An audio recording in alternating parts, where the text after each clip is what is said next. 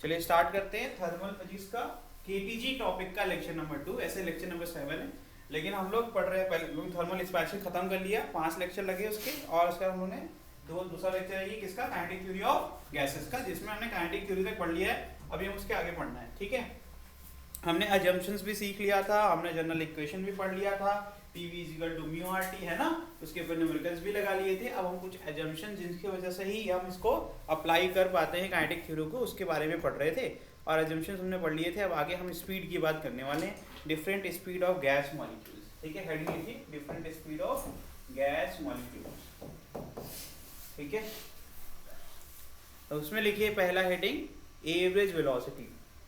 अब यहाँ पर मैंने एवरेज क्यों बोला, क्योंकि हमने आपको सिखाया हुआ था कि किसी भी कंटेनर के अंदर जो गैस मॉलिक्यूल्स है वो रैंडम मोशन करता है, तो उसकी वेलोसिटी भी मैं ये नहीं कह सकता कि वो सेम होगी, है ना।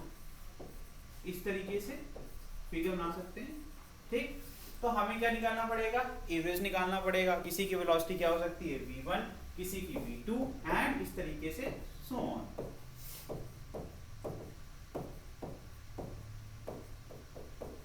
एंड ये हो गया आपका Vn डॉट डॉट डॉट, ठीक है। ढेर सारी आपके कंपोनेंट्स होंगे, n नंबर ऑफ मैंने लिया, तो निकालने का सिंपल फॉर्मूला क्या हो जाएगा बताइए। एवरेज वेलोसिटी निकालना है तो सिंपल फॉर्मूला होता है, एवरेज वेलोसिटी निकालना होता है, नंबर ऑफ वेलोसिटी आप ऐड कर लीजिए और फिर उनको डिवाइड कर दीजिए जितने नंबर ऑफ वेलोसिटी है।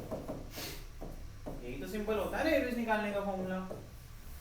ये हो गया, n क्या है, टोटल नंबर ऑफ जितने भी आपके मॉलिक्यूल्स, और इनका हमेशा क्या आता है, एवरेज वेलोसिटी जीरो, वेलोसिटी बोला तो लेफ्ट साइड, ठीक है। अगर हम मैग्नीट्यूड की बात करेंगे तो ये जीरो, मैग्नीट्यूड कितना हो जाएगा, जीरो हो जाएगा, मैग्नीट्यूड कितना हो जाएगा, जीरो, ठीक है। डन, चलिए आगे बढ़े, आगे बढ़े। चलिए नेक्स्ट लिखिए आगे, RMS root mean square of molecules, root mean square speed of, है ना। अब हम रूट मीन स्क्वायर निकाल रहे हैं, ठीक है। तो रूट मीन स्क्वायर क्या हो जाएगा इसका, लिखिए VRMS = under root 3p upon rho, क्या हो जाएगा 3p upon rho, that is also equal to under root 3RT upon MW, ठीक है। And it is also equal to under root 3KT upon, ठीक है। एंड रूट 3 को क्या लिख सकते हैं, 1.73 root KT upon, this is your formula for root mean square speed of molecules, ठीक है।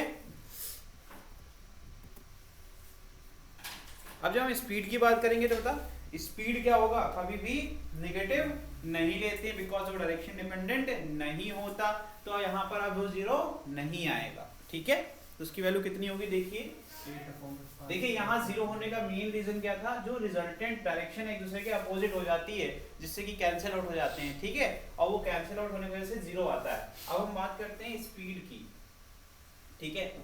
इसी हेडिंग के अंदर लिखिए मीन स्पीड, ठीक है। तो मीन स्पीड में वेक्टर का साइन हटा दीजिए, है ना। वेलोसिटी और स्पीड को दोनों को v से ही डिनोट करते हैं, ठीक, या फिर मैं ऐसे मॉड्यूलस लगा दूं, दोनों से काम बन जाएगा, है ना। मैग्नीट्यूड की बात कर रहे हैं, इसका मतलब होता है, ठीक है। तो v मीन इक्वल टू क्या हो जाएगा, अब सिर्फ मैं v1 लिखूंगा, उसके डायरेक्शन की बात बिल्कुल भी नहीं करूंगा, एंड इस तरीके से vn और अपॉन में क्या, टोटल नंबर ऑफ मॉलिक्यूल, इसके वैल्यू किस करवाएगी, root 8/5, yes, root 8p upon pi rho, ठीक है। इसके 3 अलग अलग फॉर्म हो गए। अब एक बार गैस कांस्टेंट साथ, एक बार फिर आपका बोल्ट्जमैन कांस्टेंट साथ, क्या आ जाएगा, is equal to, this is also equal to under root 8RT upon pi M W, क्या आ जाएगा pi M W, and last में √8 KT upon pi small m, right. And last में अगर हम इसको सॉल्व करेंगे 8 अपॉन पाई को सिंप्लीफाई करेंगे, वी विल गेट 1.59, क्या आ जाएगा 1.59 √KT अपॉन, ये हो गए आपके फॉर्मूले फॉर मीन स्पीड या फिर average speed of gas molecules. Note कर लीजिए। डन।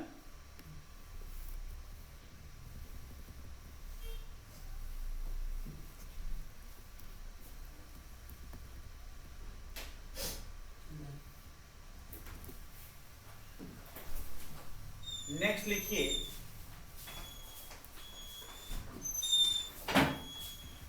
इसमें यहाँ पे नहीं, एक स्लाइड ऐड करना पड़ेगा, वो नेक्स्ट हेडिंग है, उसको अभी मत लिखना, ठीक है, वो अलग अगली हेडिंग है, पहले इसमें स्लाइड ऐड कर रहे हैं, वो लिख लो, इसके अंदर ही लिखना। नेक्स्ट हेडिंग लिखिए, इसमें लिखिए most probable speed of molecule, most probable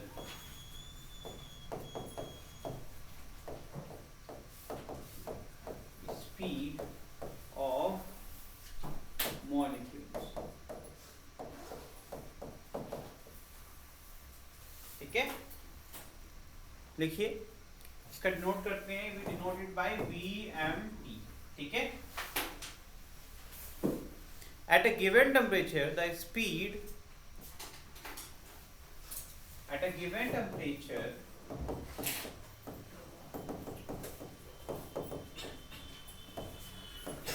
the speed at which maximum number of molecules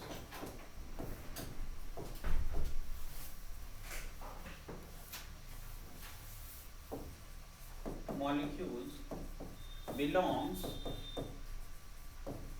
is called most probable speed। जैसे मान लो कि अगर 100 मॉलिक्यूल्स हैं, ठीक है, और उसमें से 70 मॉलिक्यूल्स आपके क्या हैं, किसी एक स्पीड पर हैं, ठीक है, तो वही कहलाएगी VMP। समझ में आ रहा है कि नहीं आ रहा?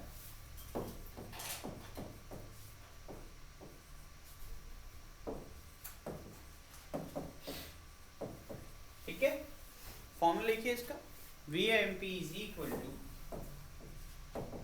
Under root P upon rho under root 2RT upon MW is equal to under root 2KT upon M, और रूट 2 क्या लिख सकते हैं 1.41, तो ये आ जाएगा 1.41 रूट KT अपॉन M। याद रखिएगा 1.41 के मल्टीपल में आप इसको भी लिख सकते हैं, इसको भी लिख सकते हैं और इसको भी, तो 1.41 into under root P upon rho, 1.41 into under root RT upon MW। मैं हमेशा लास्ट वाले करके दिखाता हूँ क्योंकि आपको एक रास्ता मिल गया कि ऐसे ही सारे हम लिख सकते हैं। और एक बेसिक प्रॉपर्टी होती है, कोई भी दो नंबर अगर आपके मल्टीप्लिकेशन 9th में पढ़ा था, है ना, रूट के अंदर हैं, तो आप उनको अलग अलग रूट में मल्टीप्लिकेशन के फॉर्म में लिख सकते हैं। इसी प्रकार से 2 और P मल्टीप्लिकेशन में रूट 2 को हम बाहर ले सकते हैं, ठीक है। अब नेक्स्ट हेडिंग पढ़े, चलिए, velocity of sound in gas medium, ये हेडिंग है आपकी, लिखिए velocity of sound in gas medium, ठीक है, VS डिनोट किससे करते हैं, VS से, ठीक है। इसकी वैल्यू किसके बराबर हो जाएगी, लिखिए फटाफट, इट इज इक्वल टू किसी भी गैस के अंदर अगर आप, जैसे अभी हम लोग, मेरा जो आवाज आपको सुनाई दे रहा है, साउंड जो प्रोपेगेट कर रहा है मुझसे, वो किस मीडियम में है, गैस में ही तो है, एटमॉस्फेयर में गैसेस हैं, समझ में आ रहा है कि नहीं आ रहा है? तो इस समय जो वेलोसिटी होगी उसको कैसे निकालेंगे, लिखिए गामा P अपॉन रो, ठीक है, it is also equal to, अलग अलग फॉर्म है, RT अपॉन, अब तो रट गया है आपको ये, है ना, और लास्ट क्या हो जाएगा gamma KT upon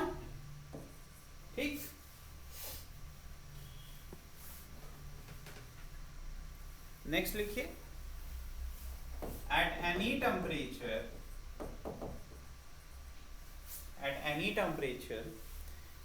VRMS will be highest.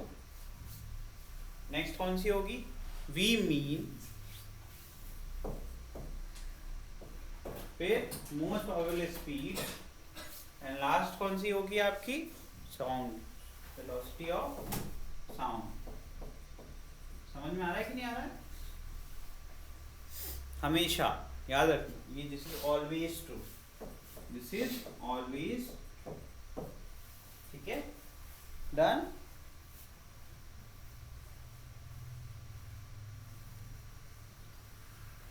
Next, for a gas at any temperature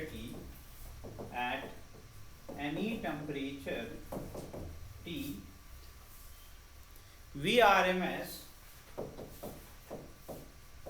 upon V sound का अगर रेशियो निकालेंगे, आपको पता है VRMS किसकी बात हो रहा है? गैस मॉलिक्यूल की बात हो रहा है। V साउंड किसकी बात हो रहा है? वेलोसिटी ऑफ या स्पीड ऑफ साउंड माफ करना, ठीक है, will be equal to √3 upon gamma, ठीक है, ठीक है। Next, VRMS upon VMP, VRMS next ratio किसका है? VRMS और VMP, है ना, इज इक्वल टू, अब जितने फॉर्मूले बनाए बस उनको डिवाइड कर रहे हैं, ठीक है, क्या आ जाएगा? √3/2। ये वैल्यूज याद करना बहुत ही आसान है। कैसे? अगर आपको ये फॉर्मूले ऑलरेडी याद है, ठीक है, देखो नोटिस करो, यहाँ पर सिर्फ √2 आ रहा है, मल्टीपल में है ना, डिवाइड करेंगे बाकी चीजें कॉमन है। कहाँ गया VRMS? देखिए VRMS में क्या था? √3 आ रहा था फिर एक्स्ट्रा, है ना, डिवाइड करेंगे √3 अपॉन √2 आएगा, तो होल √3/2 आएगा कि नहीं आएगा? समझ में आ रहा है? वैसे ही सिंपल डिवीजन कर रहे हैं हम लोग, ठीक है, ठीक। इसके बाद लिखिए, नेक्स्ट पॉइंट लिखिए, ये हो गए आपके 2 point. Next, a temperature is not possible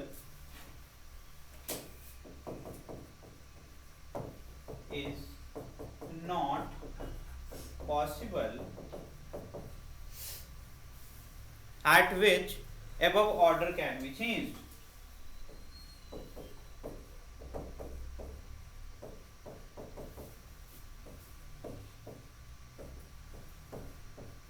ऐसा कोई टेम्परेचर एग्जिस्ट ही नहीं करता जो इन कंडीशंस को सेटिस्फाई ना करे, ठीक है।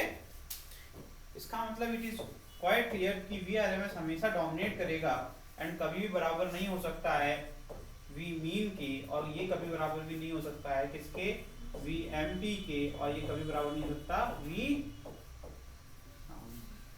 समझ में आ रहा है कि नहीं आ रहा है? हमेशा के लिए ट्रू है ये, ठीक है, ऑलवेज, ठीक है। लिख लीजिए इसको, नोट्स अच्छी बनाइए।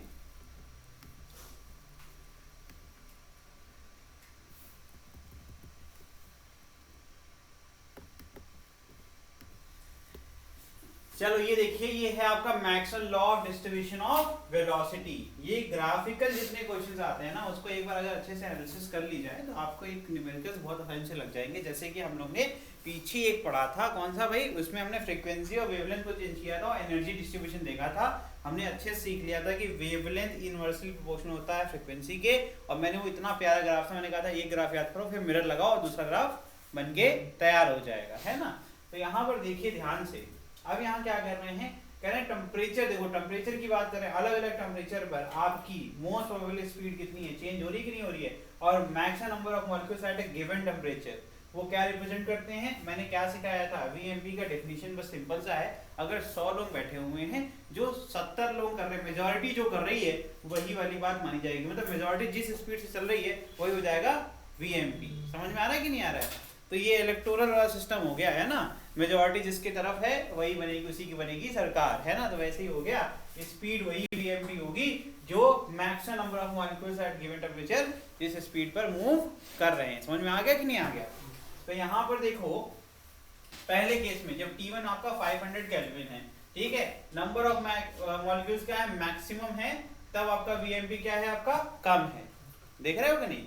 फिर टेम्परेचर हमने चेंज किया 1000 कर दिया, तो आपका नंबर ऑफ मॉलिक्यूल्स क्या हो गया, उसकी वैल्यू डिक्रीज कर रही है, लेकिन वीएमपी इंक्रीज कर रहा है। फिर T3 पे क्या है आपका, देखिए वीएमपी सबसे ज्यादा है ना, टेम्परेचर आपका इंक्रीज होता जा रहा है, तो वीएमपी आपका इंक्रीज होता जा रहा है। समझ में आ रहा है कि नहीं आ रहा है? तो ये हो गया maximum number of molecule eight given temperature क्या है आपके, कम होते जा रहे हैं। टेम्परेचर बढ़ रहा है तो कम मॉलिक्यूल आपके पाए गए जो है आपके जो है हायर टेम्परेचर पर हैं, ठीक, लेकिन आपकी वीएमपी क्या हो गई, बढ़ गई।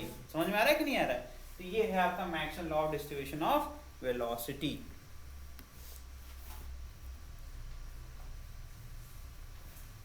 तो इट इज क्वाइट क्लियर कि जैसे जैसे हम इंक्रीज करेंगे वैसे वैसे वीएमपी इंक्रीज होगा। समझ में आ रहा है कि नहीं आ रहा है? लिख डालो, बस को बना डालो।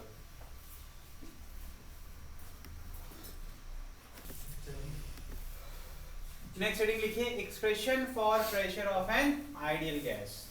चलिए अब हम लोग पढ़ने वाले हैं जो प्रेशर, हमने स्टार्टिंग बोला था ना कि वॉल पे प्रेशर आता है, तो प्रेशर जो एग्जर्ट करते हैं आपके, जो रैंडम मोशन करते हैं, हमने बताया था ना, उससे क्या होता है, प्रेशर एग्जर्ट होता है हमारी वॉल्स पे, तो उसके लिए एक्सप्रेशन लिखेंगे। ठीक है, लिखिए, कंसीडर एन आइडियल गैस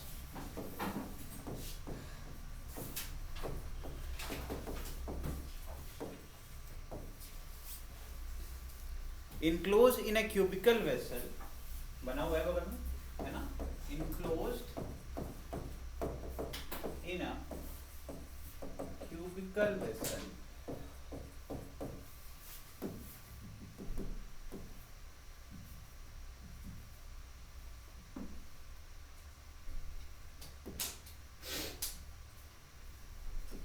इसको यहाँ से क्लोज करने में आया, गैस है ना भाग जाएगी। मेरे दिमाग में आया कि चैम्बर बनाया था मैंने, ऐसे एग्जाम में बना दिए तुम, नंबर देने के बजाय काट नहीं गए, गैस बाहर नहीं जा रही है, ये चैम्बर बंद करने में आया, ढक्कन खुला छूट गया, रेगुलेटर जैसे खोल के छोड़ दो, घर वाले इतना चलिए, in a cubical vessel of length L, length L, I think parameters are already given, ठीक है, फिगर में, let there are n molecules, कितने मॉलिक्यूल्स हैं, n, ठीक है, और वो मूव करेंगे अपना, सबकी यूनिक होती है, सिखाया था ना, and moving with v1 v2 and vn velocity, है ना। तो किसी भी अगर सिंगल मॉलिक्यूल के निकालें, for any single molecule,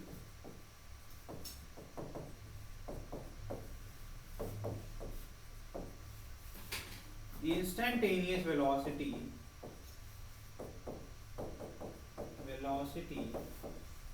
v vector will be given by vxi plus vyj plus vz की, मैंने गलत किया क्या,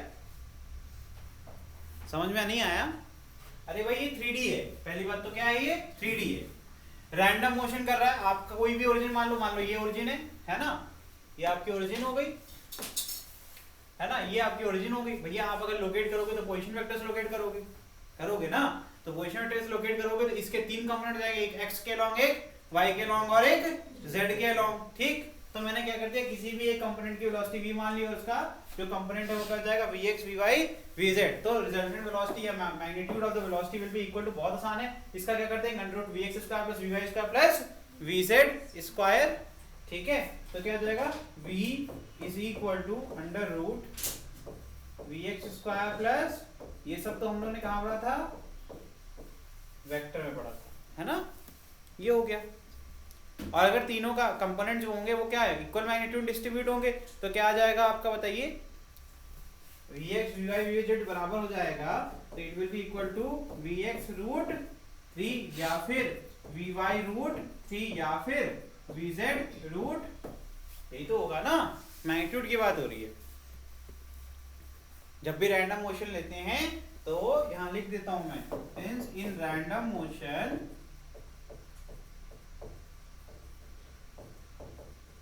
Vx is equal to Vy is equal to Vz। समझ में आ रहा है कि नहीं आ रहा है? तो भाई यहाँ पर Vx Vy Vz तो Vx square plus Vx square plus Vx square, या फिर Vy square plus Vy square plus Vy square, या फिर Vz square plus Vz square plus Vz square. Vz square को या किसी को भी एक कॉमन लोगे तो वो बाहर आ जाएगा, बचेगा under root 1 plus 1 plus 1 that is under root 3। लिख लीजिए फटाफट, ठीक है।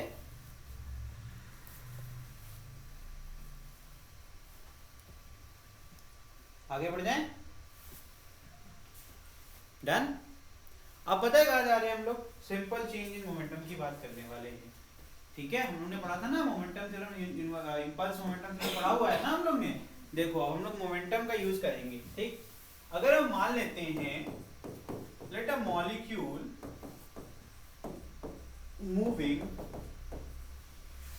With Vx towards ABCD, towards ABCD, दिख रहा है ABCD फेस आपको? नहीं दिख रहा है?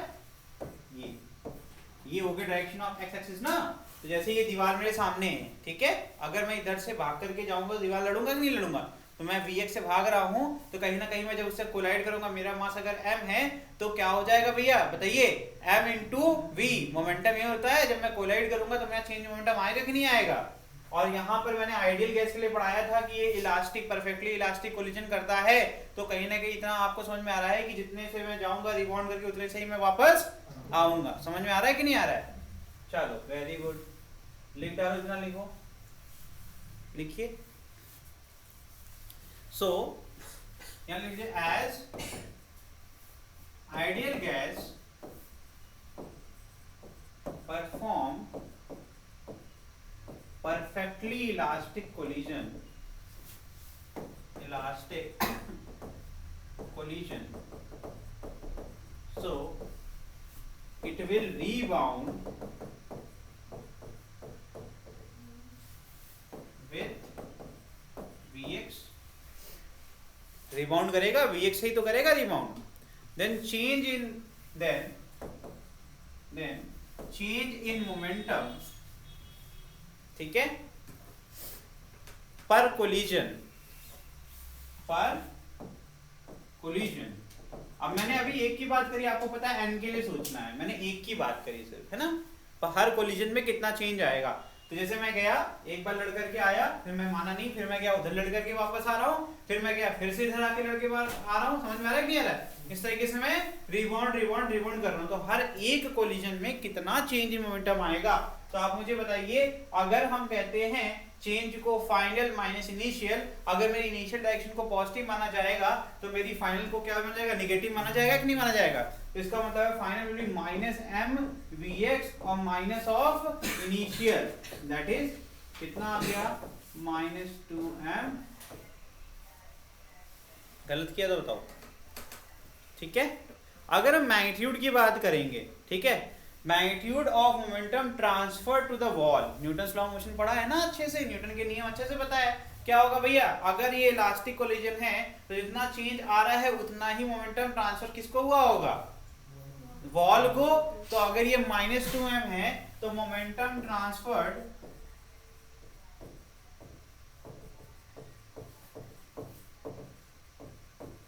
To the wall will be 2m Vx, है ना? यही तो होगा जो वॉल को मिलेगा। अगर ये माइनस में रिप्रेजेंट कर रहे हैं तो इसको क्या करेंगे? प्लस में करेंगे ना। टोटल मोमेंटम जो ट्रांसफर हुआ वो कितना हो जाएगा? 2m Vx। सो यहां पर मॉलिक्यूल भी लिख दो क्या? मॉलिक्यूल पर कोलिजन, ये ज्यादा बेटर सेंटेंस होगा क्योंकि ये किसी एक कोलिजन को ही और एक मॉलिक्यूल की मोमेंटम शिफ्ट को बात कर रहा है ना। तो ये सेंटेंस इस चीज को कंप्लीट करता है कि वॉल पे अगर n number of molecule hit करते हैं, ठीक, n कोलिजन हो जाएगा, है ना। और एक कोलिजन की बात करें, मैंने ये नहीं बोला कि एक ही कोलिजन होगा, मैंने कहा कितने भी हो सकते हैं। गैस तो कहीं भी इधर तो कर सकता है ना। तो एक बार वो मान लो n है तो ये जगह 2nm Vx, पहली बात तो ये हो गया, है ना। अगर सारे Vx के अलाउंग जा रहे हैं तो ठीक, और ऐसे अगर वो 1000, 1 लाख, 1 करोड़ करेंगे तो वही मल्टीप्लाई करना पड़ेगा। तो मैंने इसीलिए एक सिंपल फॉर्मूला बनाया कि momentum transfer to the wall per molecule per collision will be 2mvx, लिख डालिए। ठीक है, आगे अब मैं बात करता हूं डिस्टेंस जो ट्रैवल कर रहा है। ठीक है, मैं क्या बात करने वाला हूं, डिस्टेंस है। तो चलिए नेक्स्ट लिखिए, डिस्टेंस ट्रैवल्ड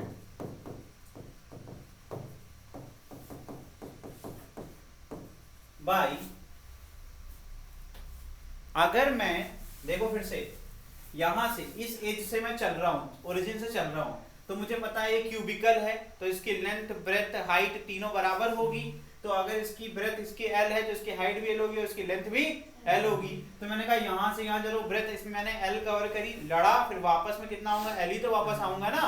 तो मैं टोटल डिस्टेंस कितनी कवर कर रहा है, एल प्लस एल, 12। तो लिखिए distance travelled by the molecule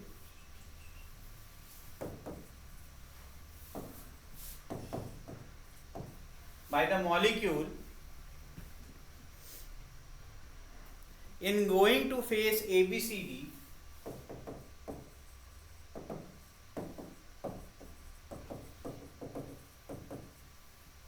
and coming back is 2L। ठीक है,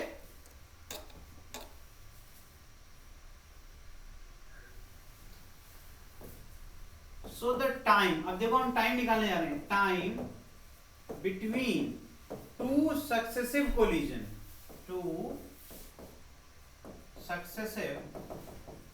दो कोलिजन के बीच का समय निकालना है अगर मुझे, कितना आसान हो जाएगा। एक 9th का फॉर्मूला है, उससे मैं निकाल लूंगा। देखो कैसे निकाल लूंगा, मैंने कहा यार speed is equal to distance upon time.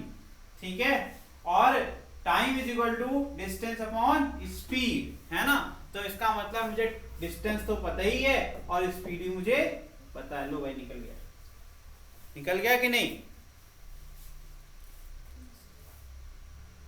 लिखिए नेक्स्ट, नंबर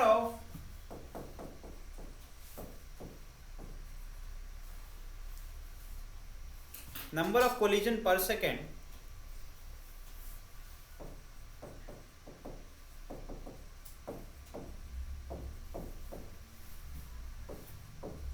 पर मॉलिक्यूल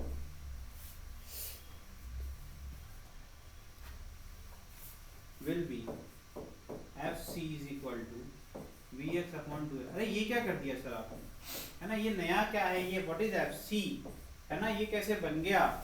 तो बच्चे मैंने फ्रीक्वेंसी पढ़ाई थी, फ्रीक्वेंसी इज क्या होता है, पर सेकेंड, दैट इज 1/t। ठीक है, व्हाट इज फ्रीक्वेंसी, कितनी बार हो रहा है एक फिक्स टाइम इंटरवल के बीच में, उसी को तो कहते हैं। जैसे 50 हर्ट्ज में कहते हैं 50 साइकिल चेंज होगा, है ना। जैसे इलेक्ट्रिसिटी के लिए कहते हैं ना 50 हर्ट्ज की फ्रीक्वेंसी घर में आ रही है, 60 हो जाएगी तो मतलब वो क्या हो जाएगी, 60 टाइम्स चेंज हो जाएगी।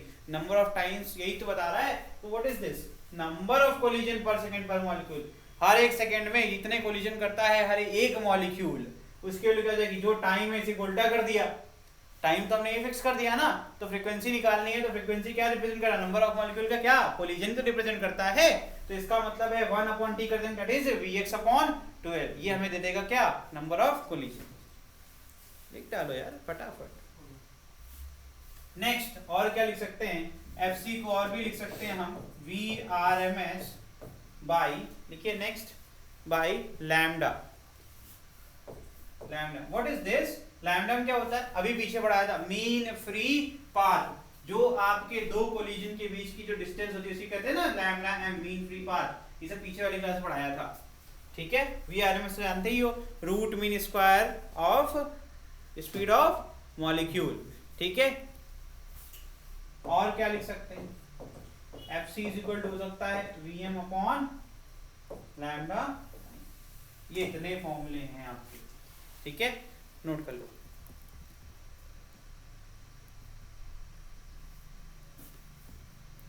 सारा हो जाए तो मुझे बताना। चलो ठीक है, कोई बात नहीं, देखते हैं। आगे लिखिए इसमें,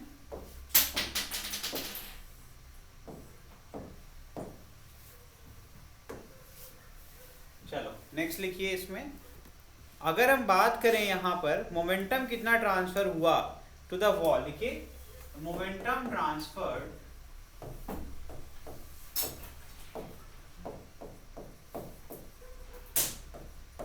टू द वॉल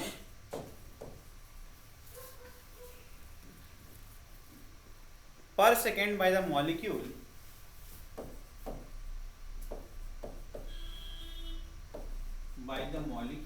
अभी ना फोर्स हम कैसे निकालेंगे, आपको याद है ना इंपल्स मोमेंटम थ्योरम, बस उसको याद रखना। Molecule is equal to force applied to the wall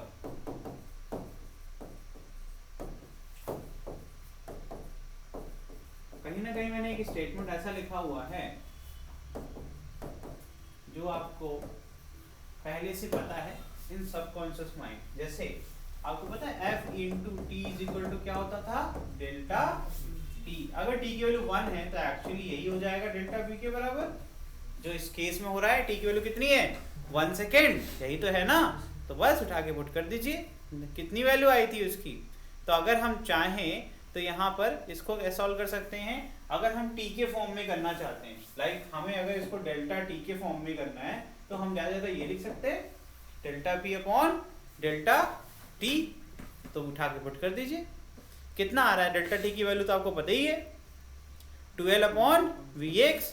तो हम कह सकते हैं दिस इज 2m vx। अब ये प्लस में को रखा, momentum transfer to the wall रखना है इसमें। फिर नीचे क्या है, नीचे आ जाएगा 2l अपॉन vx, vx कहाँ चला जाएगा न्यूमरेटर में, 2 कट गया, क्या आ जाएगा m vx स्क्वायर बाई, ये तो आएगा ना, ठीक है। और vx की वैल्यू क्या आ जाएगी, हमें यहाँ याद होना चाहिए, मैंने निकाला था v इज इक्वल टू क्या था, √3 टाइम्स ऑफ vx vy या फिर vz। सो vx की वैल्यू क्या आ जाएगी, v अपॉन √3। तो यहाँ से एक नया फॉर्मूला बन जाता है m v upon v square upon 3l। ठीक है, समझ में आ रहा है कि नहीं आ रहा है। तो आपने फोर्स भी निकाल लिया। अब प्रेशर निकालना कितना आसान होता है, प्रेशर निकालना बहुत आसान होता है। क्यों, क्योंकि आपको पता है pressure is equal to force upon area. ठीक है, pressure exerted on phase A, B, C, D by gas molecule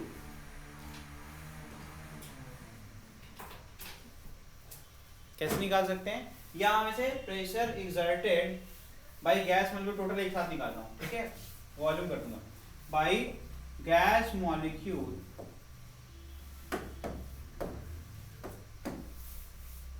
is equal to what, देखो pressure is equal to force upon area, है ना। फोर्स के लिए कितनी है, M V square upon 3l into A. अरे l इंटू ए तो volume होता है, ये क्या हो जाएगा आपका M V square upon 3 into, ठीक है।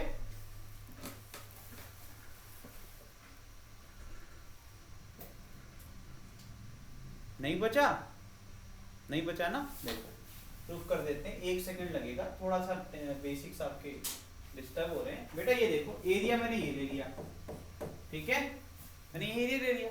मैंने कहा इस डिस्क को अगर मैं ऊपर खसकाऊंगा तो मैं पूरा का पूरा स्पेस जो अंदर का है वहां से होकर गुजरूंगा कि नहीं गुजरूंगा। तो अगर मैं इन सारे को जोड़ता जाऊं एरिया को कितने टाइम्स, l टाइम्स, तो मुझे क्या ये वॉल्यूम नहीं मिल जाएगा, मिलेगा कि नहीं मिलेगा, बस इतना ही तो करना था। तो यहाँ पर क्या कर दिया, एरिया इनटू लेंथ से पूरा वॉल्यूम आ गया। तो मैंने पूरे चैम्बर्स का निकाल लिया प्रेशर, कितना आ गया, pressure exerted on the wall by gas molecule will be equal to P is equal to कितना आ गया आपका mv स्क्वायर अपॉन 3, क्या यहाँ स्मॉल v क्या है, स्पीड, और यहाँ कैपिटल V क्या है आपका वॉल्यूम, ठीक है। दूसरे फॉर्म में अगर लिखना चाहें तो क्या कर सकते हैं,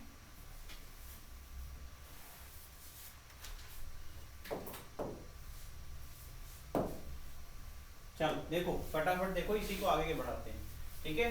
प्रेशर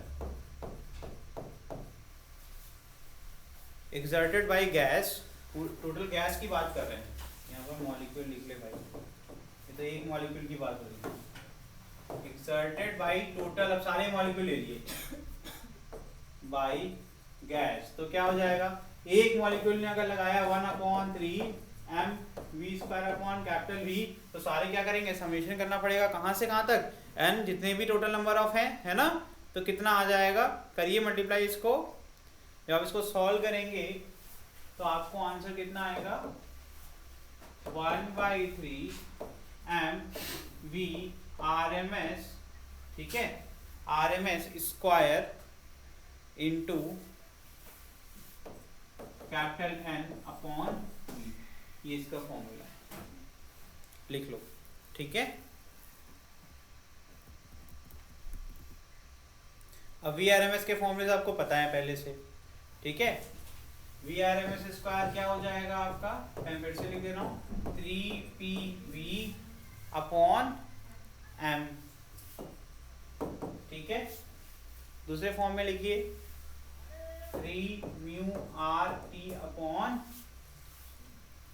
μMW, म्यू तो कट जाएगा, है ना, ठीक है। पीछे फॉर्मूला लिखवाया था √3RT अपॉन MW, इसी से आया था, है ना, तो क्या जाएगा VRMS is equal to √3RT upon MW, ठीक है, ये पुट कर लो। अब सारी वैल्यू पुट करोगे तो प्रेशर का फाइनल फॉर्मूला कैसा दिखेगा, P इज इक्वल टू 1/3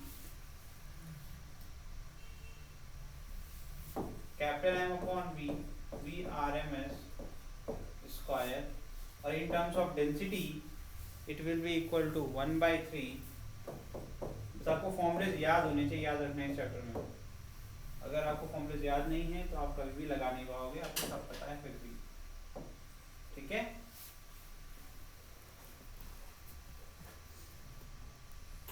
कितने आपके फेसेस थे, 6 फेसेस थे, तो एवरेज नंबर ऑफ मॉलिक्यूल कितने हो जाएंगे, 6 से बढ़ जाएंगे, है ना, तो क्या हो जाएगा, एवरेज नंबर ऑफ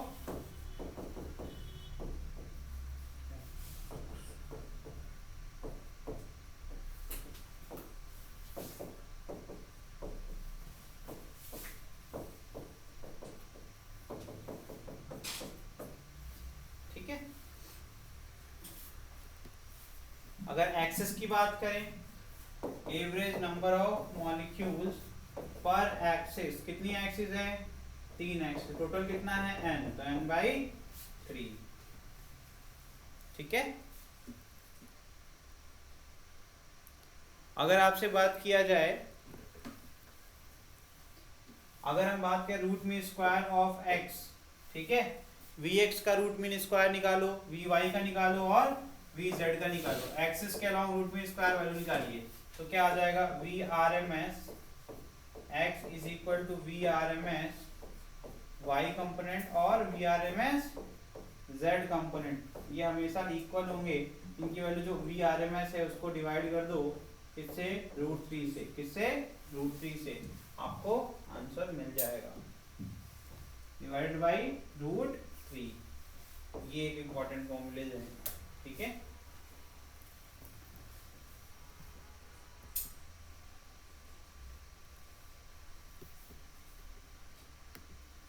ठीक है, आगे बढ़ते हैं, डिग्री ऑफ फ्रीडम, बढ़ जाए आगे,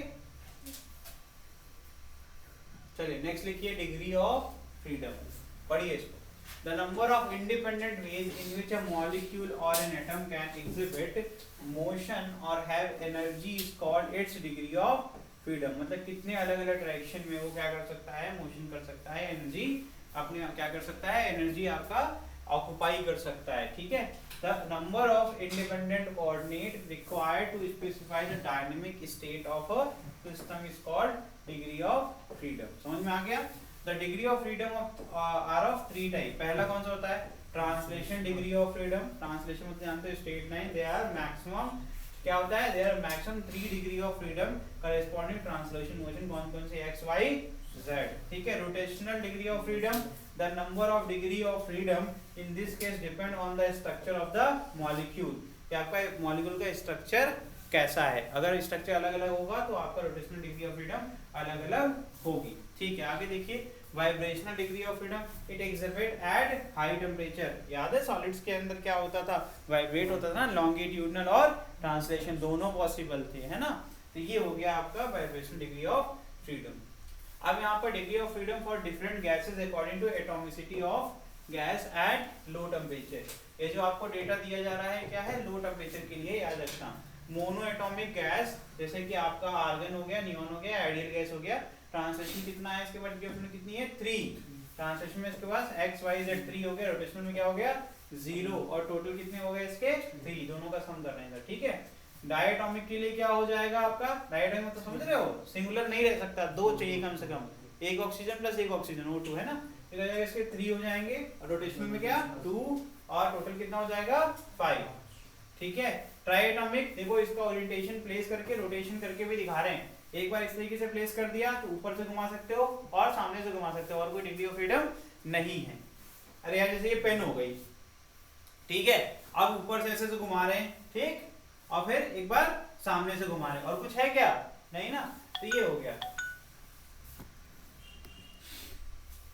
अच्छा ये कलर दिख नहीं रहा है बेटा, रुक जाओ हम ठीक करते हैं, चलिए आगे बढ़ जाए।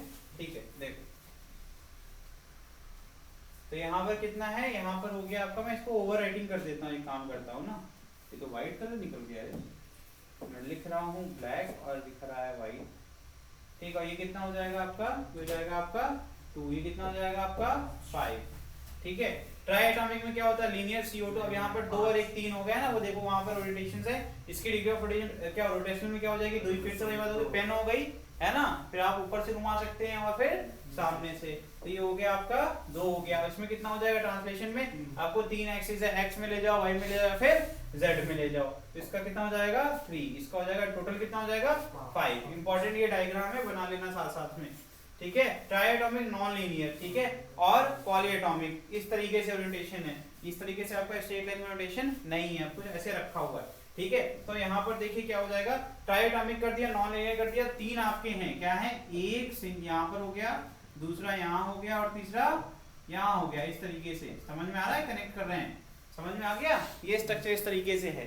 ठीक, अगर इसमें देखेंगे तो आपका जैसे H2 हो गया, NH3 हो गया, या फिर CH4 हो गया, इसमें ट्रांसलेशन में कितने हो जाएंगे आपके 3, और रोटेशनल में भी आपको कितना मिलेगा 3। समझ में आ रहा है, क्योंकि किसी एक के अलावा इसका यूनिकनेस बना रहेगा। और टोटल कितना हो जाएगा अब यहाँ पर 6, कितना हो जाएगा 6। हाँ दिख तो रहा है यार, बल्कि यही कर दिया करें, हाँ दिख रहा है, बढ़िया दिख रहा है, कोई दिक्कत नहीं। ओके चलिए आगे बढ़ जाएं। Next, Maxwell law of equipartition of energy, equipartition of energy, Maxwell law of equipartition of energy. Heading लिखो, टेबल बनाना है क्या, थोड़ा एक और आगे बढ़ते हैं। नेक्स्ट हेडिंग क्या है देखिए, इसको पढ़ लेते हैं फिर करेंगे। ठीक, लिखिए हेडिंग लिखिए। पहले the total kinetic energy of gas molecule, the total kinetic energy of gas molecule,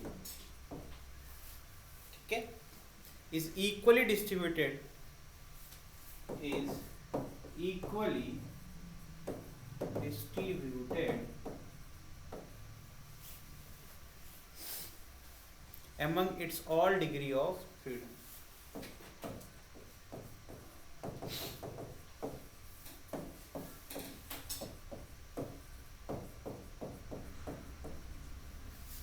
ठीक है, and the energy associated with each degree, and the energy associated with each degree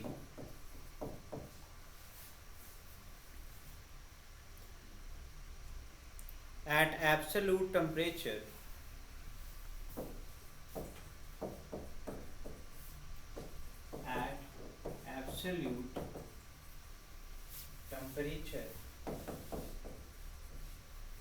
is 1/2, okay, ठीक है, क्या कह रहे हैं फिर से पढ़ लो। कह रहे हैं जो टोटल काइनेटिक एनर्जी है किसी भी गैस मॉलिक्यूल की, उसके जितने भी डिग्री ऑफ फ्रीडम है उन सारे फ्रीडम की डायरेक्शन में क्या होगा, इक्वली बराबरी डिस्ट्रीब्यूट होगी। ठीक है, पहली बात कह रहे हैं। और उसका कह रहे हैं कि जो आपका डिग्री ऑफ फ्रीडम के साथ एनर्जी एसोसिएट होता है उसकी वैल्यू होती है किसी भी एब्सोल्यूट, मतलब किसी भी एब्सोल्यूट टेम्परेचर पर उसकी वैल्यू कितनी होगी, 1/2 टाइम्स ऑफ kT। के क्या होता है, बोल्ट्जमैन कांस्टेंट, याद है ना आपको। चलिए, तो एनर्जी अगर हम किसी एक मॉलिक्यूल की बात करें, फॉर 1 मॉलिक्यूल ऑफ गैस, अगर मैं सिर्फ एक मॉलिक्यूल की बात करूं, ठीक है, तो एनर्जी क्या आ जाएगा हर डिग्री के साथ, एनर्जी एसोसिएटेड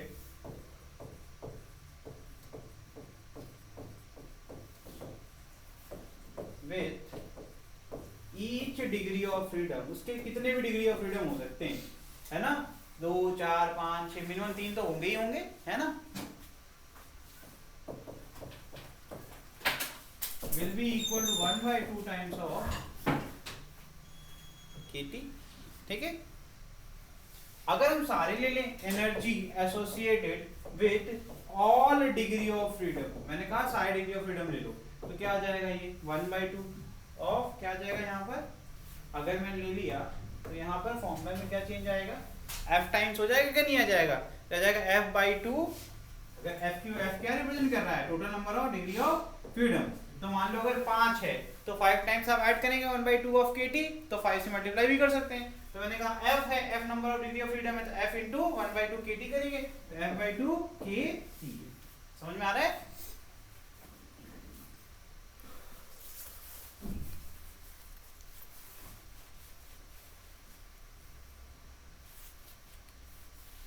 ठीक है,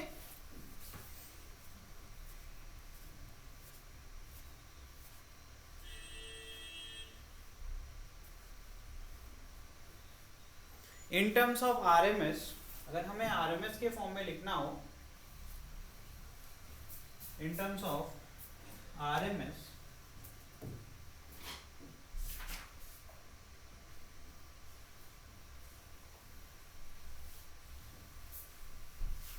आगे बढ़ जाए।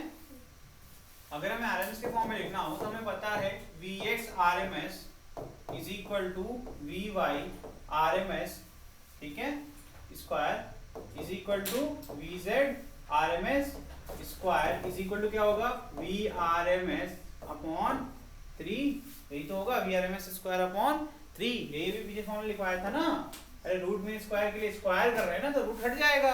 समझ में आ रहा है कि नहीं आ रहा है। तो इसका मतलब अगर इससे कन्वर्ट करना चाहें तो फॉर्मूला क्या बन जाएगा, 1/2 MVRMS square kinetic energy is equal to 1/2 of kT। दोनों एनर्जी को तो रिप्रेजेंट कर रहे हैं, है ना। तो अगर हम बात करते हैं 3/2 ऑफ kT, ठीक है, तो अगर हम इसको चाहें तो लिख सकते हैं energy related with, so energy related with 1 degree of freedom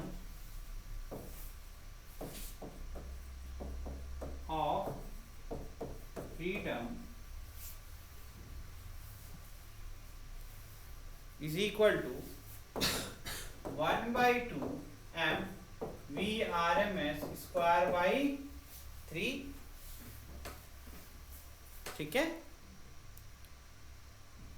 1/2 MV square होता है ना। तो अगर हम देखेंगे किसी एक एक्स एक्सिस या वाई एक्सिस या जेड एक्सिस के लिए तो क्या आ जाएगा, VRMS स्क्वायर बाई 3। तो हमने बस वो वैल्यू यहाँ पुट कर दी, ठीक है, स्क्वायर में, ठीक है। और इसके वैल्यू क्या आ जाएगी फिर 3/2 kT बाई 3 या फिर 1/2 kT। देखो वापस से वहीं पहुंच गए कि नहीं पहुंच गए जहां थे, हाँ, ये आप ब्रैकेट में ऐसे करके लिख लेना, ठीक है, सिंस करके, ये हमने यूज किया टू प्रूव इट, ठीक है, प्रूफ करने के लिए हमने यहाँ क्या किया हुआ है, हमने सिंपल काइनेटिक एनर्जी का फॉर्मूला लिखा हुआ है। तो अगर हम v स्क्वायर लिखते हैं बेटा, तो चाहे x एक्सिस लिखें, y लिखें या z लिखें या किसी एक डिग्री ऑफ फ्रीडम लिखेंगे तो वहाँ की वेलोसिटी आ जाएगी। और हमने निकाला था x का या फिर y का या z का, उसकी वैल्यू क्या होती है, RMS की वैल्यू क्या होती है स्क्वायर की, ऐसे आरएमएस निकालेंगे तो Vrms/√3 आ जाएगा रूट के अंदर, है ना। तो जब स्क्वायर करेंगे तो Vrms स्क्वायर रह जाएगा, और क्योंकि देखो फॉर्मूला क्या था, अगर याद नहीं है किसी को तो भैया Vx का जो आपका आरएमएस है ये था Vrms/√3। कैसे, V मैंने प्रूफ किया था Vx√3, अगर किसी को याद हो तो, है ना।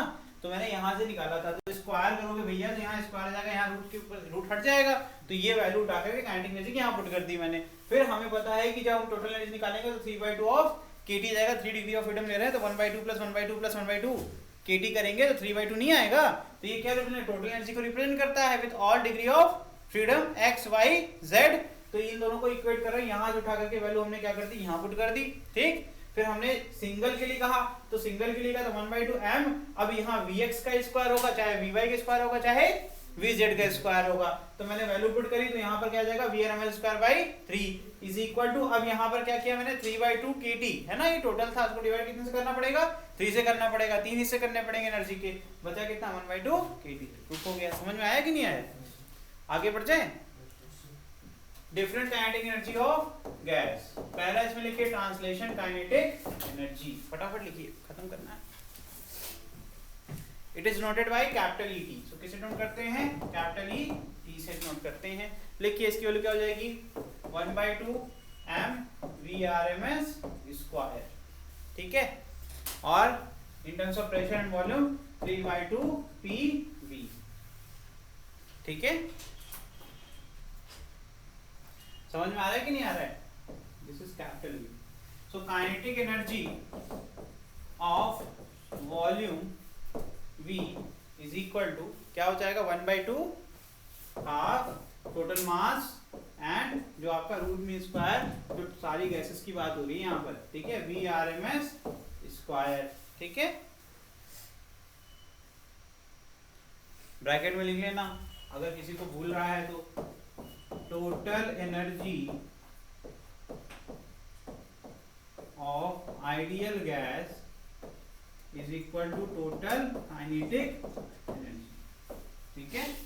हमने इस तरीके से हाफ में यूज कर लिया।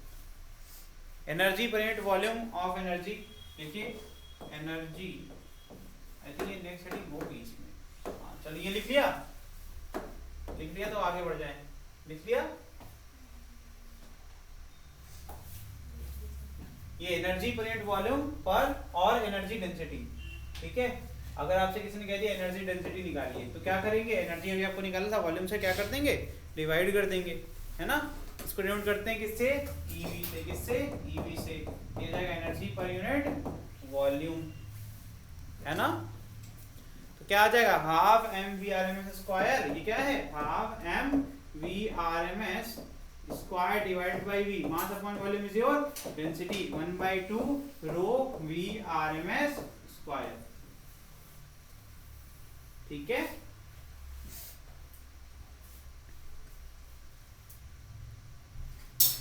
ठीक है। और प्रेशर को अगर हम इस फॉर्म में लिखना चाहें तो प्रेशर इज इक्वल टू क्या था 2/3, फिर क्या आ जाएगा वहां पर आपका बताइए 1/2, क्योंकि E/V क्या लिख देगा 1/2 रो Vrms², ठीक है। अब चाहे तो यहाँ 2 काट दीजिए, क्या आ जाएगा रो Vrms²/3। ये हो गया तुम्हारा प्रेशर का एक नया फॉर्मूला। समझ में आ रहा है। और अगर हम चाहें एनर्जी डेंसिटी को इन टर्म्स ऑफ प्रेशर लिखना तो EV इज इक्वल टू क्या हो जाएगा 3/2 ऑफ P। ये पूरा क्या है EV तो है एनर्जी पर यूनिट वॉल्यूम। अगर हम चाहें 3 को इधर भेज दें और 2 को नीचे, 2 फॉर्मूले बन जाएंगे, 2 फॉर्मूले बन गए। Pressure in terms of density and root mean square value of molecule, और यहाँ पर या फिर energy per unit volume in terms of pressure, ठीक है। हो गया। Next heading molar kinetic energy या फिर मीन मोलर काइनेटिक एनर्जी, ठीक है। लिखिए इसको डिनोट करते हैं हम E बार से। किससे डिनोट करते हैं E बार से। इसकी वैल्यू क्या हो जाएगी, लिखिए यहाँ पर E bar is equal to E/N0। E/N0 what is N0 Avogadro number, ठीक है। और ई की वैल्यू क्या होती है, यहाँ पर हम लिख सकते हैं is equal to 1/2 mw VRMS square. यहाँ पे ई की वैल्यू क्या होगी, 1/2 mw VRMS स्क्वायर, ठीक है। और क्या लिख सकते हैं इसको, we can write it as 3RT अपॉन 2n0। ये सारे फॉर्मूलेज आपको याद होने चाहिए।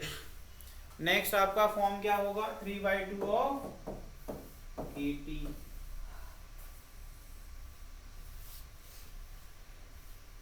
ठीक है।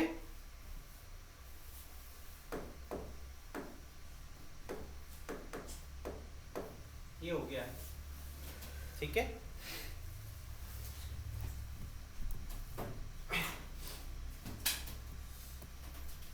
डन। लास्ट लिखिए, kinetic energy of 1 gram of gas.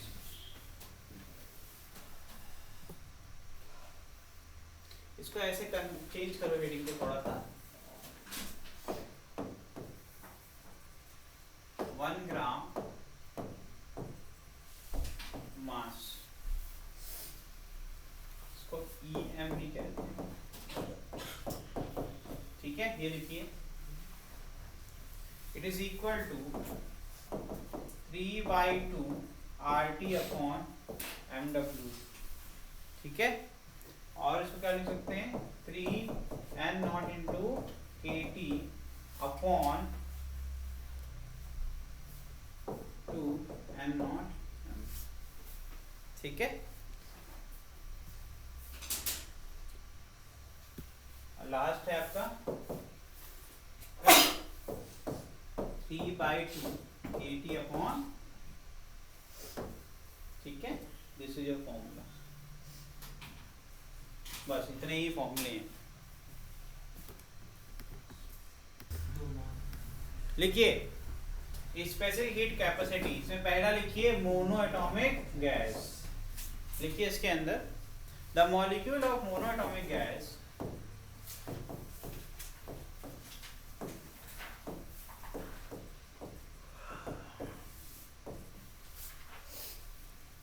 has only 3 translation degree of freedom, has only 3 translation degree of freedom,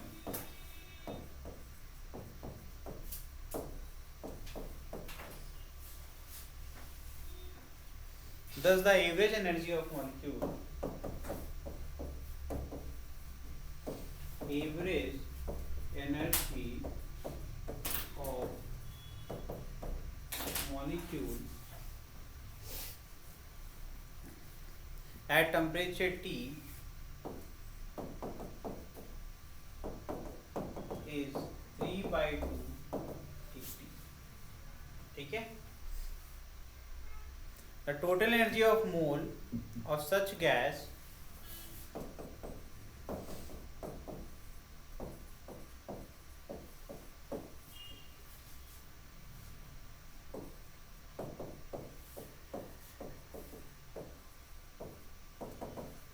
is U is equal to 3/2 KT into MA, ठीक है। इसको लिख सकते हैं 3/2 R,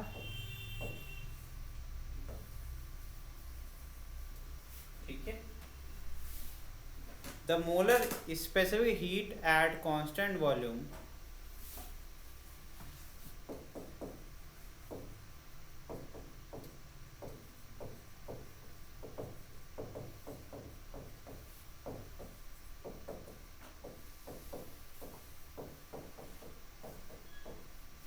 मतलब किसकी बात हो रही है, CV की, is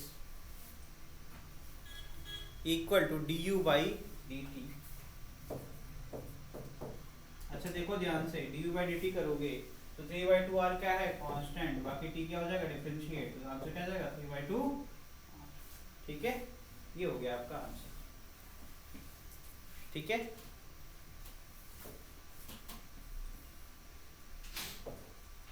done.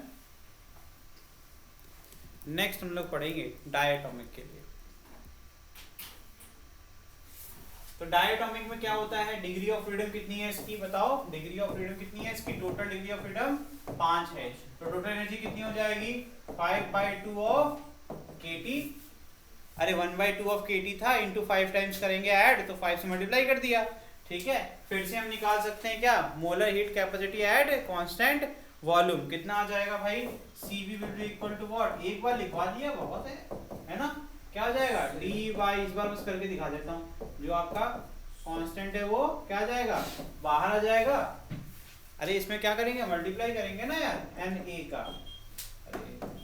Number total number of molecule से मल्टीप्लाई नहीं करेंगे, तो क्या था आइडियल गैस के लिए आप बाजू नंबर से मल्टीप्लाई कर दो, 6.023 10 पावर 23, तो क्या मिल जाएगा ये 5/2 RT, डिफरेंशिएट करोगे तो dt क्या हो जाएगा, कट जाएगा, बचेगा क्या 5/2 R। ओके, ये हो गया तुम्हारा आंसर। और बताओ कोई दिक्कत, टोटल एनर्जी में देखो फिर से जिसको नहीं आ रहा है भाई सुनो, एक सिंपल सी बात थी, एक मॉलिक्यूल के लिए आपने निकाला था, तो डिग्री ऑफ फ्रीडम जितनी होगी आपकी 5 डिग्री ऑफ फ्रीडम है एक मॉलिक्यूल की, तो 5/2 ऑफ kT हो जाएगा एक की एनर्जी, टोटल निकालने टोटल नंबर ऑफ मॉलिक्यूल से मल्टीप्लाई करना पड़ेगा, हमने कितना माना था 6.023 × 10⁻23 कम से कम होना चाहिए, राइट, तो हमने उतना ही उससे मल्टीप्लाई कर दिया, तो टोटल एनर्जी मिल जाएगी हमको, ठीक। अब टोटल एनर्जी मिल गई तो हमने यहाँ पता है कि भाई इसको जो मल्टीप्लाई करेंगे K × Na क्या होता है R, गैस कांस्टेंट है ना, वहां पे फॉर्मूला लिखवाया था आपको जब मैंने नोटेशंस लिखवाए थे, अगर नहीं है तो जाके एक बार रिवीजन करिए। तो अब यहाँ पर देखिए 5/2 ऑफ RT जगह जब टेम्परेचर के रिस्पेक्ट में डिफरेंशिएट करोगे तो यार ये x⁴n वाला formula d/dx of x⁴n × x⁴n-1, जब पावर 1 रहेगी तो क्या हो जाएगा 1 - 1 क्या हो जाएगा 0, तो बचेगा क्या 5/2 R ही तो बचेगा, समझ में आया कि नहीं आया, ये किया मैंने इसमें। लास्ट हेडिंग लिखी है इस चैप्टर की मीन फ्री पाथ, पहले से पता है, ठीक है, बस हम इसको समझने की कोशिश करेंगे, ठीक है, उसके बाद बात करेंगे। A molecule in its path undergoes a number of collisions, so the path transferred by it is not a straight line but somewhat zigzag between two successive collisions. A molecule travels in a straight line with uniform velocity as motion is random, thus the distance traveled by a molecule between two successive collisions is not always equal। समझ में आया, तो उसका हम क्या निकालते हैं, mean निकालते हैं, उसे कहते हैं मीन फ्री पाथ, समझ में आ रहा है कि नहीं आ रहा, तो इसका हम लिख सकते हैं the average distance, the average distance short में, ठीक है, बस इतना लिखना वाला छोड़ देना, ठीक है, travelled bye A molecule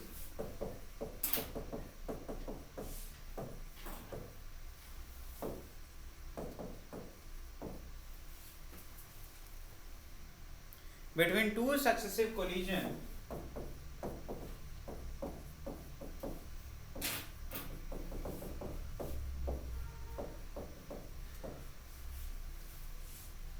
is called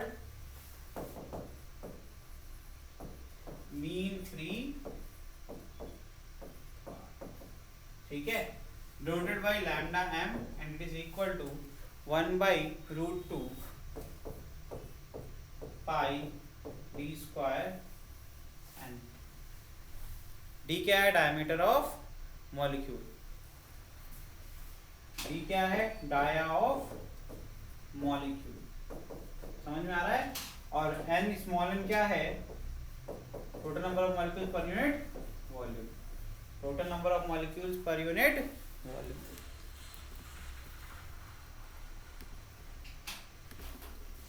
लिखिए, एक नोट करके लिख लीजिए, except 0 Kelvin at any temperature, ठीक है, E is greater than Em is greater than, ठीक है, E क्या है आपका मीन मोलर काइनेटिक एनर्जी, ठीक है, और Em क्या है काइनेटिक एनर्जी ऑफ 1 ग्राम मास, और E बार क्या है आपका मॉलिक्यूलर काइनेटिक एनर्जी या फिर mean kinetic energy, mean molecular kinetic energy, ये आपको पहले अभी मैंने पढ़ाया है, इनके बीच का रिलेशन बता रहा हूँ, ठीक है। Eight common temperature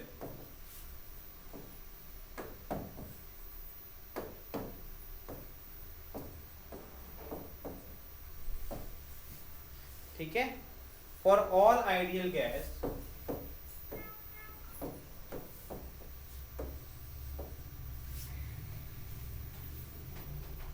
E and E bar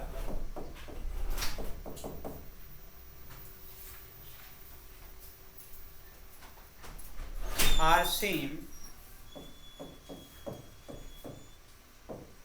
while EM is different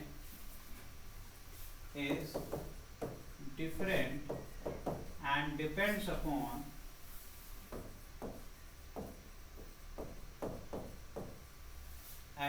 upon nature of gas.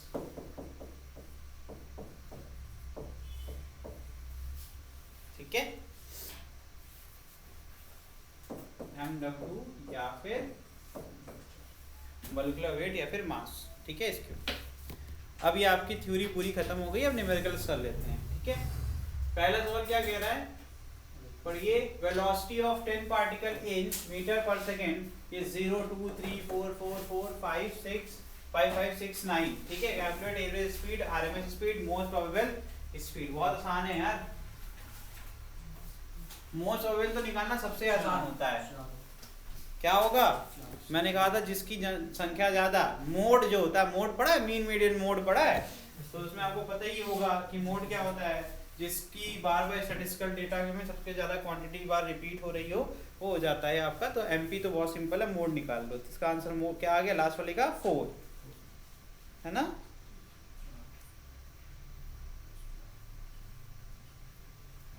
जल्दी करिए, बहुत आसान है बेटा, एवरेज निकालना है यार। सबको ऐड करो, डिवाइड करो 10 से, पहला आंसर आ जाएगा। ठीक है, दूसरा आरएमएस निकालना है, तो सबको स्क्वायर करो, फिर ऐड करो, 10 से डिवाइड करो, फिर रूट निकाल लो। रूट मीन स्क्वायर नहीं जान रहे हो, मीन जो है पहले स्क्वायर करोगे सारी वेलोसिटी स्पीड का, फिर सम करोगे, फिर डिवाइड करोगे टोटल नंबर ऑफ क्वांटिटी से, और जो भी आंसर आएगा उसका रूट निकाल लोगे। तो ये हो गया वीआरएमएस। तो पहले वाले का तो बहुत ही आसान है ना। क्या करना है, 0 + 2 + 3 है ना, ऐसे।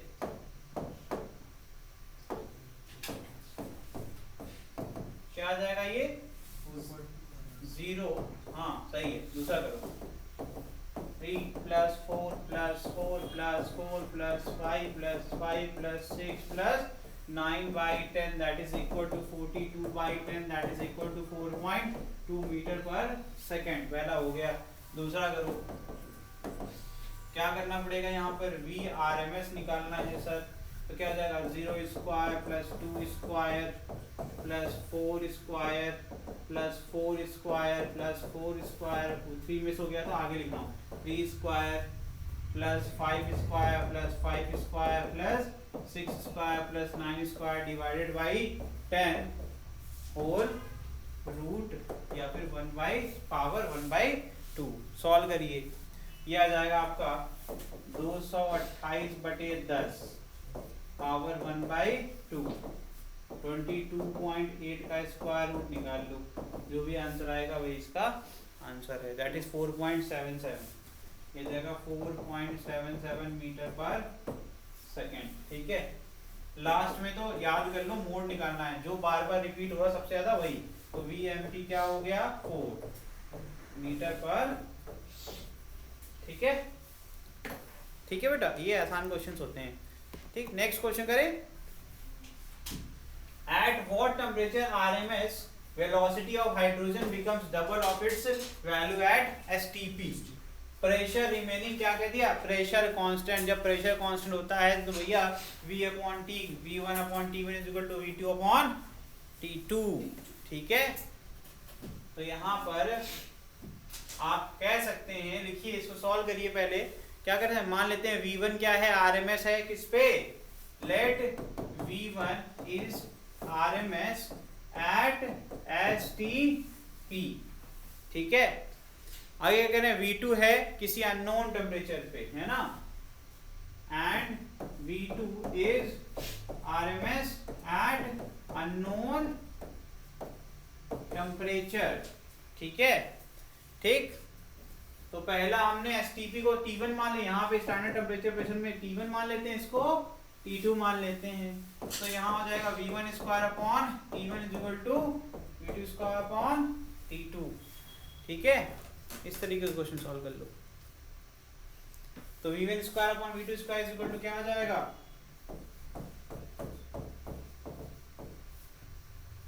T1 अपॉन T2 कर डालो। हमें T2 निकालना है, बाकी चीजें पता है, डबल हो जाएगा। तो V2 क्या है, ट्वाइस ऑफ V, है ना।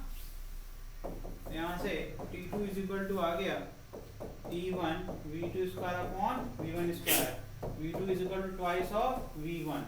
तो क्या आ जाएगा, T1 कितना है, T1 STP का पता है कि नहीं पता है, कितना होगा 273, 273 तो होता है। रट जाओ भाई, थोड़ा पीछे पढ़ो जाके। 273 केल्विन इनटू ये क्या जाएगा 2V1 अपॉन V1 का स्क्वायर होल स्क्वायर, 2 का स्क्वायर तो बचेगा सिर्फ, तो ये जगह मल्टीप्लाई कर तो आंसर आ जाएगा। क्या आ जाएगा आंसर, कितना जाएगा 1092। तो आपसे पूछा गया कितना इंक्रीज हुआ, कितना चेंज आ रहा है, चेंज निकालना तो क्या करेंगे 1092 minus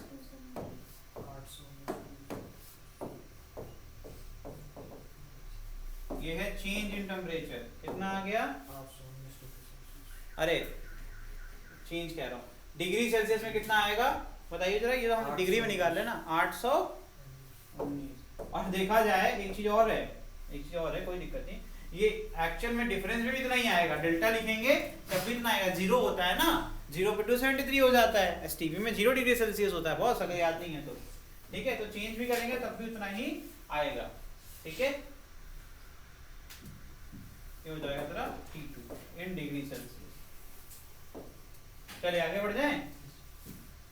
calculate RMS of oxygen molecule eight 27 degree Celsius. आपसे कह रहे हैं आरएमएस निकालो जब टी की वैल्यू कितनी है 27, दैट इज 300 केल्विन। रट जाओ 273 प्लस 27 कितना होगा 300। तो टी कितना दिया हुआ है 300 केल्विन, फटाफट निकालिए। आपसे पूछा गया आपसे पूछा गया वी आरएमएस। इस चैप्टर में सिर्फ फॉर्मूला है और कुछ नहीं है, फॉर्मूला लगाइए आंसर निकालिए। फॉर्मूला क्या है, वी आरएमएस का under root 3RT upon m, molecular weight of oxygen पता ही होगा। तुम क्या लोगे 16 लोगे, 32। हाँ क्यों 32 लोगे, O2 होता है, ठीक है। किलोग्राम में करोगे तो क्या आएगा 10 की पावर माइनस 3 मल्टीप्लाई हो जाएगा 32 इंटू 10 पावर, है ना। मॉलिक्यूलर वेट क्या हो जाएगा of oxygen is equal to 32 into 10 power minus 3 kilogram, ठीक है। इसको नहीं आता वो कर ले। आर की वैल्यू 8.31 है ना, आर की वैल्यू क्या हो जाएगी 8.31। यूनिट क्या होगी जूल पर मोल पर केल्विन, पर मोल पर केल्विन, यही तो होता है ना यूनिट। उठा के पुट कर दो, टी तो जानते ही हो केल्विन में ही है 300। तो आंसर क्या आ गया 3 into 8.31 into 300 upon 32 into power minus 3, कितना आ जाएगा, सॉल्व करेंगे यू विल गेट 483.5। कितना आएगा ये 483.5 meter per, this is your answer.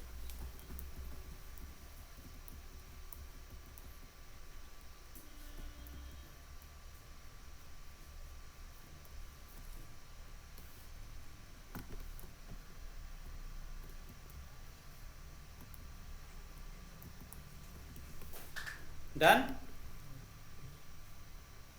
आगे बढ़े। नेक्स्ट क्वेश्चन है calculate the kinetic energy of gram molecule of argon at 127 degree Celsius. Formula क्या लगेगा यहाँ पर, kinetic energy per gram molecule 3/2 kT या RT, KT इंटू फिर करना, अगर तुम KT में करोगे तो कन्वर्ट करना पड़ेगा RT में होगा बॉस 3/2 RT। पीछे फॉर्मूले लिखे हुए हैं, अगर नहीं आता है काइनेटिक एनर्जी पर मॉलिक्यूल, आपको पता है ग्राम मॉलिक्यूल के लिए हमने लिखवाया हुआ है, ठीक है। नहीं बेटा इसमें ज़्यादा कठिन होता है। रुको हम दिखा रहे हैं। इसमें हम लोग इतने करीब खड़े होते हैं ना, इसलिए ऐसा लगता है दिखता नहीं।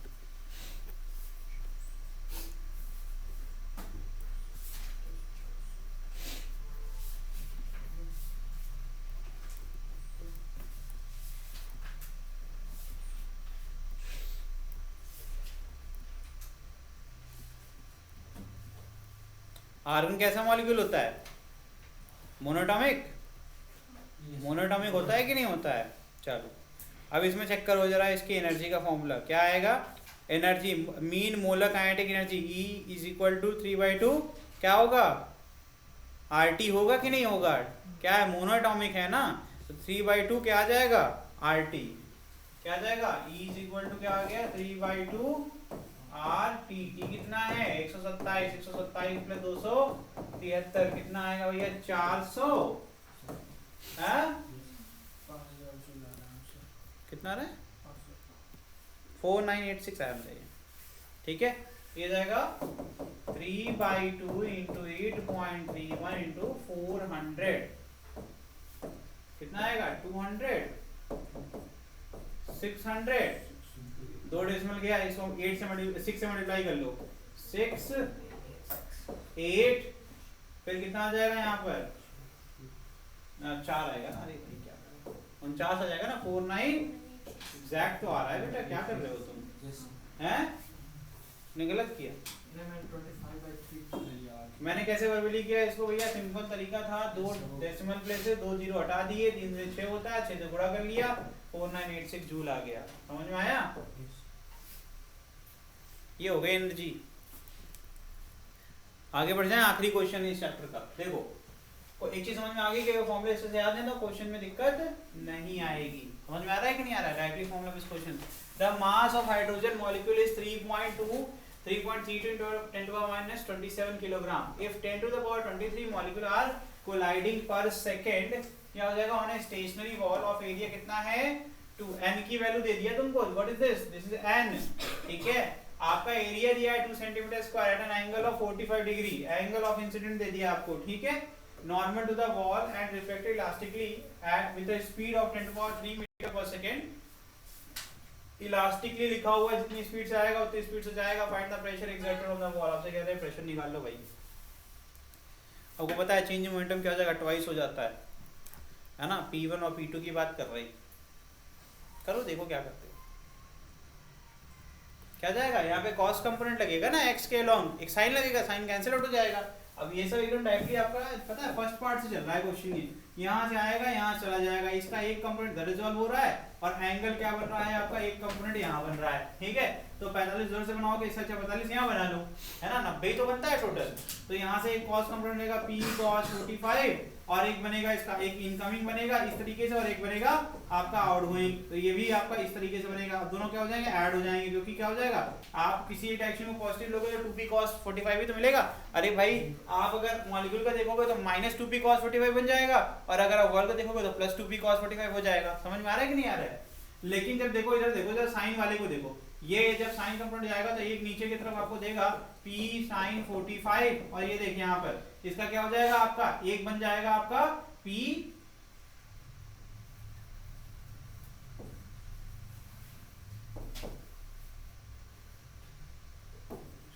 ये तो कैंसिल आउट होना चाहिए। ओ अच्छा ठीक है ठीक है ठीक है ठीक है ठीक है। एक्चुअली हुआ ये कुछ और। ठीक है, यहाँ देखो जो टोटल मोमेंटम है, देखो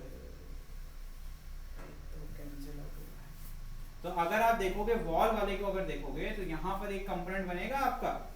ये अगर हम इसको 45 ले लेते हैं, ये भी तो कितना हो जाएगा?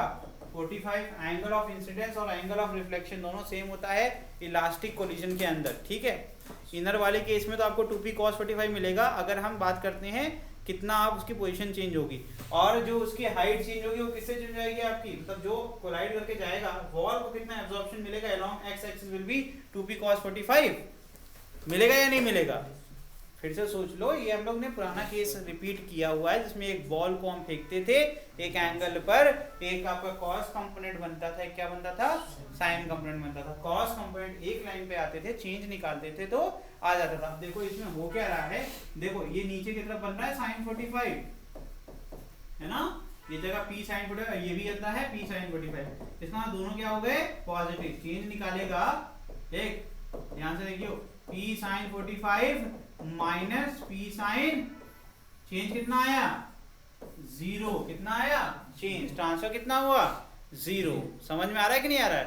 तो रिस्पॉन्सिबल कौन है, सिर्फ और सिर्फ, क्योंकि बिकॉज यहाँ पर एक माइनस p cos 45 और minus of plus of p cos 45, कितना आ गया माइनस 2p cos 45। समझ में आ रहा है? तो ये तो मॉलिक्यूल का है, तो ट्रांसफर कितना किया होगा, प्लस 2p cos 45। समझ में आया कि नहीं आया? तो y वाला आपका क्या हो रहा है, कैंसिल आउट हो जा रहा है। समझ में आ गया? तो आपका जो एक्सर्टेड तो फॉर्मूले तो पहले से पता है हम लोगों को, तो सीधे लिख देंगे डेल p जो ट्रांसफर हुआ वो कितना आ गया, 2p cos 45। cos 45 कितना होता है आपका 1/√2। p निकालना है, p निकाल लो, p इक्वल टू क्या होता है भाई, mv, दोनों वैल्यू पता है कि नहीं पता है? ठीक है, क्या कह रहे हैं, mass of hydrogen molecule is this, और आपका जो मोशन कर रहा है कितने से, 10⁻³ से, -27 इंटू 10⁻³ करेंगे कितना आएगा, 10⁻⁻24। समझ में आया कि नहीं आया? नहीं बच रहा है, नहीं बच रहा लड़कियों, क्या कर रही हो जी, ये स्पीड है, ये मास है, मल्टीप्लाई नहीं करना आता, तो फिर तो क्या आ जाएगा, तो 2 इंटू 3.32 10⁻⁻27 और इंटू जितने से जा रहा है उतने से ही आया होगा, इलास्टिक कोलिजन याद करो, मैंने बताया हुआ है। ठीक है, तो कितना हो जाएगा बेटे ये, इंटू 1/√2, कितना आ गया ये भैया बताइए जरा, 6.64 इंटू 10⁻⁻24 डिवाइड बाई √2, ये क्या आ गया तुम्हारा, चेंज इन मोमेंटम। फोर्स निकालना है, change in momentum upon time या फिर फ्रीक्वेंसी। समझ में आ रहा है कि नहीं आ रहा है? तो यहाँ फ्रीक्वेंसी दी हुई है, कैसे दी हुई है, नंबर ऑफ मॉलिक्यूल्स कोलाइडिंग पर सेकंड, दैट इज फ्रीक्वेंसी ना, 10⁻23 से मल्टीप्लाई कर देंगे। तो यहाँ से देखो ध्यान से, क्या निकाल दिया मैंने, ये निकाल दिया डेल्टा पी।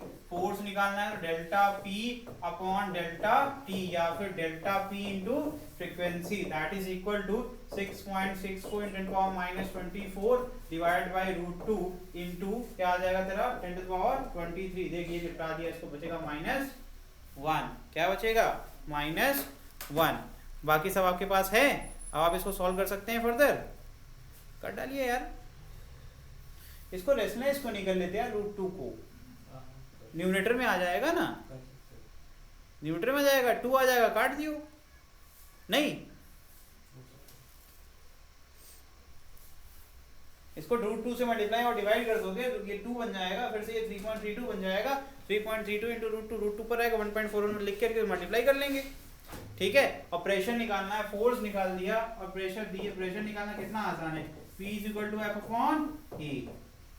ठीक है, F कितना बचा, 3.32 इंटू 10⁻⁻1 इंटू √2। जिसको नहीं आ रहा है ध्यान से देखो भैया, हमने √2 का मल्टीप्लाई और डिवाइड किया, 2 बन गया, और 2 से 2 3 6, 2 3 6 और 2 2 4, 3.32 आ गया। ठीक है, और फिर मैंने यहाँ पर क्या किया, एरिया कितना दिया हुआ था 2 सेंटीमीटर, उसको कर लेंगे हम 2 × 10⁻⁻4 भैया, सेंटीमीटर स्क्वायर है। ठीक है, इसका आंसर निकाल लो, √2 को 1.41 लिख लेना। ठीक है, और सॉल्व करोगे यू विल गेट 2.347। देखो -1 और -4 में जाएगा, बचेगा -3, ये ऊपर जाएगा प्लस में आ जाएगा, सबको मल्टीप्लाई करोगे 3.32 और 1.41 को, और 2 से डिवाइड करोगे बचेगा 2.347। क्या बचेगा 2.347, ये आ जाएगा 2.347 इंटू 10⁻3, यही इसका आंसर है। क्या आ जाएगा, न्यूटन पर मीटर स्क्वायर, क्या आ जाएगा न्यूटन पर मीटर स्क्वायर। फोर्स न्यूटन में होता है और ये हमने मीटर में कन्वर्ट कर लिया था। ये था बेटा काइनेटिक थ्योरी ऑफ गैसेस, यहाँ पर ये खत्म हो गया, और अब आखिरी पार्ट है थर्मल फिजिक्स का, जो कि स्टार्ट होगा आपका थर्मोडायनेमिक्स। इसको नोट कर लीजिए।